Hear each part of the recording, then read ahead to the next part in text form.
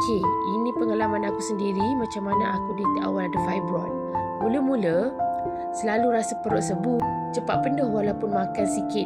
Lepas tu, asyik nak kencing je. Kerap pula tu. Padahal baru je pergi tandas. Aku pun nekat nak buat scan. Sekali doktor tunjuk ada fibroid dalam rahim. Masa tu memang terdiam. Sebab selama ni aku ingatkan cuma masalah angin je. Jadi kalau ada tanda pelik macam ni, korang jangan tunggu sakit teruk baru nak cek. Antara tips awal, korang kena tahu, firstly, catat kitaran head setiap bulan. Kedua, kurangkan fast food dan makanan yang tinggi hormon. Yang ketiga, banyakkan sayur hijau dan air kosong. Yang keempat, buat pemeriksaan kesihatan secara berkala. Kesihatan rahim ni anugerah yang tak ternilai tau.